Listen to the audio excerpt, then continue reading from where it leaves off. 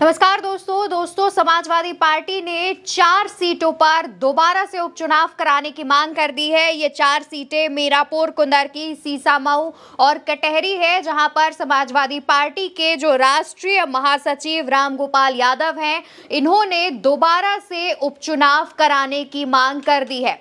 जी हां, उत्तर प्रदेश की 9 सीटों पर उपचुनाव कल ही पूरे हुए हैं। 23 नवंबर को रिजल्ट सामने आना है, लेकिन मतदान के दौरान मतदान को प्रभावित करने की जितनी खबरें आई हैं, उसके बाद सपा के राष्ट्रीय महासचिव ने सोशल मीडिया प्लेटफॉर्म एक्स पर ट्वीट किया और उपचुनाव दोबारा कराने की मांग की।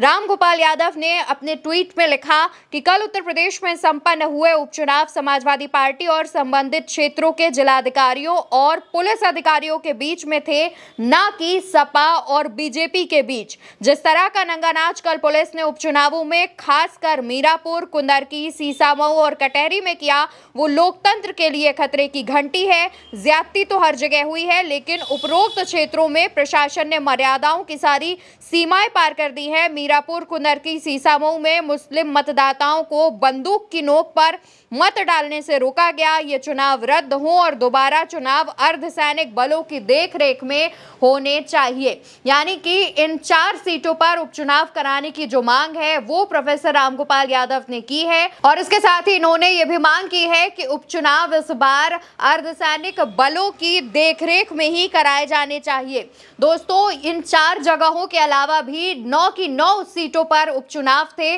वहां से लगातार ये खबरें सामने आ रही थी, जहां पर मुस्लिम मतदाताओं को वोट डालने से रोका जा रहा था। कई जगहों पर ऐसी खबरें सामने आई जहां पर भाजपा के जो कार्यकर्ता हैं, जो नेता हैं, वो बूथ कैप्चरिंग का प्रयास कर रहे थे। सपा के जो कार्यकर्ता हैं, उनको डरा कर धमका कर भगा रहे थे। और इतना ही नहीं, मुस्लिम मतदाताओं को परेशान करने की खबरें भी कल पूरे दिन आई। जितने समय तक मतदान चलता रहा, उतने समय तक अलग अलग जगहों से, अलग अलग बूथ से इस तरीके की जो शिकायतें हैं वो सामने आ रही थी, जिसके बाद अखिलेश यादव ने भी मुख्य चुनाव आयुक्त राजीव कुमार से बातचीत की और राजीव कुमार ने निर्देश दिया कि 7 पुलिसकर्मियों को सस्पेंड किया जाए। राजीव कुमार के निर्देश के बाद 7 पुलिसकर्मियों को सस्पेंशन की कार्रवाई सहनी पड़ी।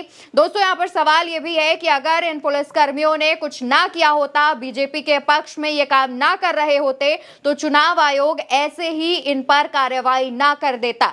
अगर इन पर आरोप सिद्ध ना होते, चुनाव आयोग की तरफ से इन 7 पुलिसकर्मियों को सस्पेंड किया गया। लेकिन जब तक अखिलेश यादव इस मुद्दे पर नहीं बोल रहे थे, चुनाव आयोग से बात नहीं कर रहे थे, तब तक चुनाव आयोग ने इस मामले पर ध्यान नहीं दिया, कोई एक्शन नहीं लिया।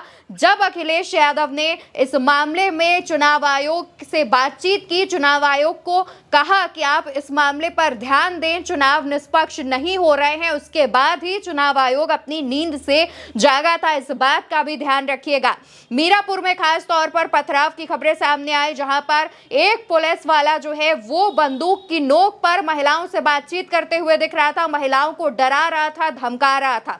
इसके अलावा ये साफ निर्देश दिए गए थे कि किसी भी महिला का बुर्का उठा के उसका चेहरा नहीं देखा जाएगा। इसकी खबरें भी वोटिंग से एक दिन पहले सामने आ गई थी। उसके बावजूद कई जगहों पर पुलिस वालों ने यही किया, महिलाओं का बुर्का हटा के चेहरा दिखाने की बात कही जा रही थी। साथ ही सीसामऊ सीट से खबर सामने आई, जहां पर एक व्यक्ति को पुलिस वालों ने घायल कर दिया था, उसके सिर से खून भी बह रहा था, उसकी तस्वीरें भी सामने आई।